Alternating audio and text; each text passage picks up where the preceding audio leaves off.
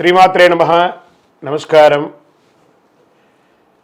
క్రోధినామ సంవత్సర ఉగాది శుభాకాంక్షలు ప్రతి ఒక్కరికి కూడా. మనం ఉగాది గురించి కూడా గత కొన్ని ఎపిసోడ్లో తెలుసుకున్నాం. ఉగాది అంటే ఏంటి, ఏం చేయాలి, ఆ రోజు చేయాల్సినవన్నీ కూడా చేసాం. ఈ సంవత్సరం ఈ క్రోధినామ సంవత్సరం ద్వాదశ రాశి ఫలితాలన్నీ కూడా మనం తెలుసుకోబోతున్నాం. ఈసారి మనం చెప్పబోయే రాశి ఫలితాలు ఒక సంవత్సర కాలానికి ఎలా ఉంటుందో ప్రతి రాశికి ఏ సబ్జెక్ట్ వాళ్ళకి ఆ సబ్జెక్ట్ వైజ్గా చెప్పుకుంటూ వచ్చామన్నమాట. కాస్త ఓపికతో వినండి. 1 ఇయర్ది కాబట్టి కొంచెం ఓపికగా శ్రద్ధాభక్తులతో వినండి, స్కిప్ చేయకండి. అండ్ సద్గురు జ్యోతిషాలయం చెప్తున్నటువంటి ఈ యొక్క అద్భుతమైనటువంటి 1 ఇయర్ ప్రిడిక్షన్లో మా ఛానల్ చూస్తున్న ప్రతి ప్రేక్షక మిత్రులకి పేరు పేరున మీరందరూ కూడా ఆయురారోగ్య ఐశ్వర్యాలతో ఉండాలని భగవంతుని ప్రార్థిస్తున్నాం. ఇప్పటివరకు చాలామంది మన ఛానల్ చూస్తున్నారు, సబ్స్క్రైబర్స్ తక్కువ ఉన్నారు. సబ్స్క్రైబర్స్ తక్కువ ఉన్నారు. కాస్త పక్కన చూస్తూ ఉండగా మీ చేతితో ఆ సబ్స్క్రైబ్ బటన్ కొట్టండి. ఆ పక్కన ఉన్న గంట బటన్ కూడా కొట్టేసండి. అన్నీ మా ప్రోగ్రాంలో అన్నీ మీకు వచ్చేస్తాయి. మీకు ఈ యొక్క రాశి ఫలితం నచ్చింది కదా, మరి నచ్చినప్పుడు మనం ఏం చేయాలి?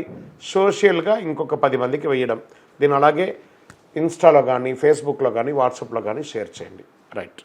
మరి జాతకం ఎందుకు ఈ జాతకం తెలుసుకోవాలి? గోచార గ్రహస్థితులు అన్నింటిని దృష్టిలో పెట్టుకొని అన్ని వర్గాల వారిని దృష్టిలో పెట్టుకొని మేము జాతకం చెప్పడం జరుగుతుంది. జాతకం పడుతున్న వర్షానికి గొడుగే కానీ జాతకం జీవితం కాదు. నేను ప్రతి నెల కూడా చెప్తుంటాను. ఇప్పుడు యొక్క సంవత్సర జాతకం కూడా చెప్తున్నాను. జాతకం ఎంత నమ్మాలో అంత నమ్మండి. మీ యొక్క వ్యక్తిగతమైనటువంటి జీవితంలో మీరు చేస్తున్న వృత్తిని గట్టిగా నమ్మండి. మీ యొక్క కులదైవాన్ని నమ్మండి. తప్పకుండా మీరు బాగా ఉంటారు. ఓకే, ఎవరెవరు తెలుసుకోవాలి?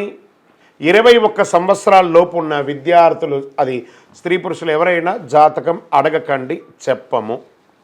తర్వాత 60 సంవత్సరాలు పైచిలుకు వాళ్ళు అసలే అడగకండి. ఎందుకంటే మీరు గొప్ప వాళ్ళు, 60 వసంతాలు చూసుంటారు, మీకు అన్నీ తెలుసు కాబట్టి మీరు కూడా జాతకం తెలుసుకోవాల్సిన అవసరం లేదు.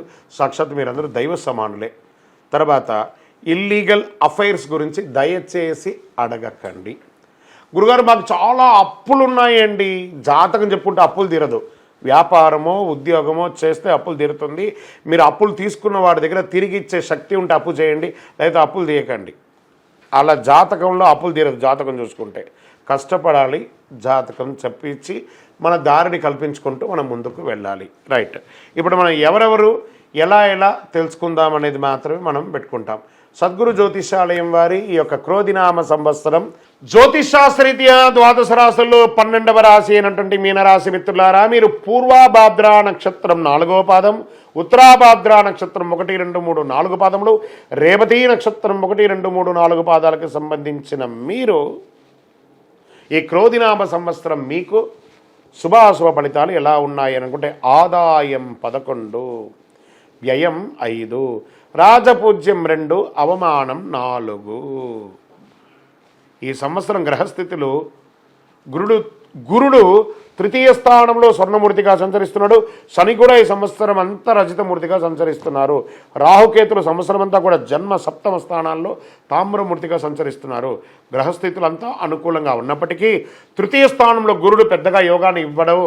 అన్ని పనుల్లో ఆటంకాలు కలిగిస్తూ ఉంటాడు. ఎదుర్కోవాల్సిన పరిస్థితి ఉంటుంది. ఏలనాటి ప్రభావం కూడా మిమ్మల్ని కొంత ఇబ్బంది కలుగజేస్తుంది. మీనరాశి వారికి ఈ సంవత్సరం ఆదాయం మాత్రం చాలా బాగుంటుంది. సంపాదించిన డబ్బులు పొదుపు చేయగలుగుతారు. రావాల్సిన ధనము చేతికి అందుతుంది. మొండి బకాయిలు వసూలు అవుతాయి.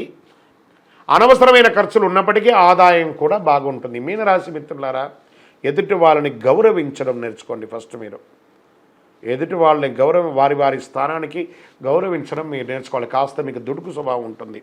క్షణచిత్తం క్షణమాయం, చాప నీళ్ళలో ఎలా ఉంటుందో అలాగే ఉంటుంది మీ యొక్క బుద్ధి ప్రవర్తన కూడా. ఈ క్షణం ఏం చేయాలనుకున్నారో వచ్చే క్షణం దాన్ని మర్చిపోయి మీ ఇష్టం వచ్చినట్టు చేస్తారు. అలా కాకుండా జాగ్రత్తగా ఉండాలి. అప్పులు ఇవ్వడం కానీ అప్పులు తీసుకోవడం కానీ మంచిది కాదు. ఈ సంవత్సరం షూరిటీ సంతకాలు చేయడం కానీ అది మంచిది కాదు. రుణ బాధలు తగ్గుతాయి. ఆర్థిక వనరులు పెరుగుతాయి. వ్యాపారంలో లాభాలు ఉన్నప్పటికీ కొంత ఒడిదుడుకులు తప్పదు. నూతన వ్యాపారాలు ప్రారంభించకండి. మీ శ్రమకు ఫలితం ఉంటుంది. శత్రువులు కూడా పెరిగే అవకాశాలు ఉన్నాయి. నరదృష్టి పెరుగుతుంది. మీరు చాలా జాగ్రత్తగా వ్యవహరించాల్సిన సమయం కూడా ఉంది. అన్ని పనుల్లో ఒక్కొక్కసారి ఆటంకాలు వస్తాయి. కుటుంబంలో కలహాలు, మిత్రులతో మనస్పర్ధలు వచ్చే అవకాశాలు ఎక్కువ కనబడుతున్నాయి. భార్యాభర్తల మధ్య సఖ్యత లోపం అవుతుంది. ఆచితూచి వ్యవహరించండి. ఏవైనా చిన్న చిన్న గొడవలు జరిగినప్పటికీ వాటిని అధిగమించి సర్దుకుపోయి కూర్చొని మాట్లాడండి, అన్నీ సెట్ అయిపోతుంది. వివాహేతర సంబంధాలు మిమ్మల్ని ఇబ్బంది గురి చేస్తాయి కాబట్టి అలాంటి వాటి జోలికి వెళ్ళకండి. దానివల్ల మీ జీవితాలే నాశనం అవుతాయి. మీనరాశి మిత్రులారా జాగ్రత్త. మీరు కాస్త సున్నితమైనటువంటి మనస్తత్వం గలవారు, కాస్త జాగ్రత్తగా ఉండండి. వివాహానికి సంబంధించి కాస్త వివాహం జరగాలనుకున్న వారికి కాస్త ఆలస్యం జరిగే అవకాశాలు ఉన్నాయి. సంతానానికి సంబంధించిన విషయాల్లో చాలా అనుకూలమైన వాతావరణం ఉంది. గర్భిణీ స్త్రీలకి కూడా చక్కగా ఆరోగ్యవంతులుగా ఉండి కొంచెం చిన్న చిన్న ఇబ్బందులు కలిగిన అద్భుతమైనటువంటి సంతానాన్ని పొందుతారు. కుటుంబ సభ్యుల మధ్య, అన్నదమ్ములు అక్కచెల్ల మధ్య ఆచితూచి వ్యవహరించండి, లేదా బంధుత్వం విరిగిపోయే అవకాశాలు ఉన్నాయి.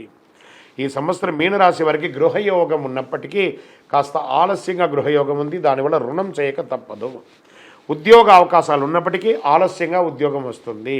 విదేశాల్లో ఉద్యోగం చేసే వారికి కొంత ప్రతికూలత వస్తుంది.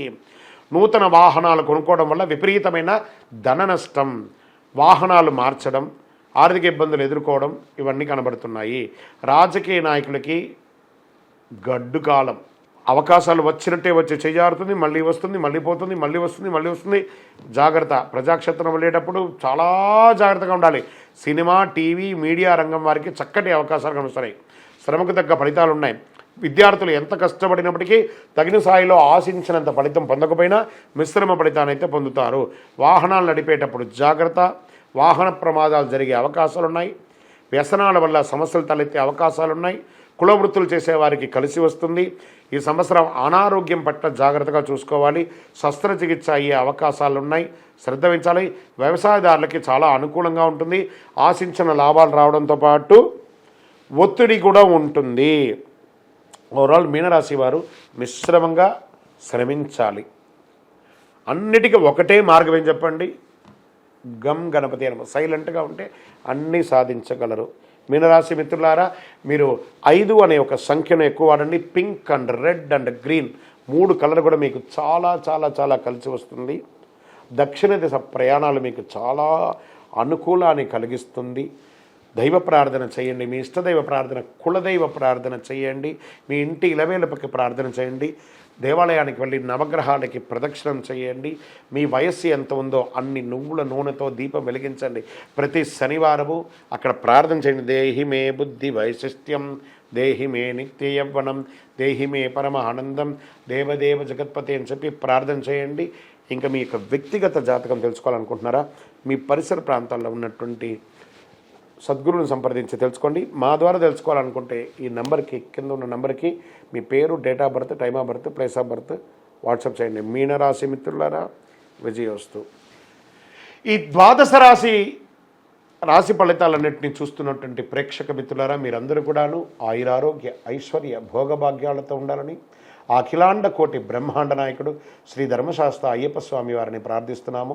మీరు తిరుపతికి వచ్చినప్పుడు మన అయ్యప్ప స్వామి వారి 18 అవతారముల దేవాలయం, అయ్యప్ప స్వామి వారి 18 అవతారాల దేవాలయాన్ని దర్శించుకోగలరు. తిరుపతి రైల్వే స్టేషన్ నుండి, బస్టాండ్ నుండి 3 కిలోమీటర్ దూరంలో కపిల తీర్థానికి దగ్గరలో జీవకోన అనే ప్రాంతంలో బ్రహ్మశ్రీ డాక్టర్ చంద్రమౌళి గురుస్వామి గారు నిర్మించి సమాజానికి అంకితం ఇచ్చున్నారు. ఈ దేవాలయంలో అడుగు పెట్టాలంటే రాత రాసి ఉంటేనే అడుగు పెట్టగలరు. అంత అద్భుతమైనటువంటి దేవాలయం. రండి, దర్శించుకోండి, అనుగ్రహం పొందండి. విజయోస్తు. వందే మాతరం, వందే మాతరం, వందే మాతరం. చంద్రమౌళి వెంకటేష్ శర్మ గురుస్వామి శరణమయ్యప్ప.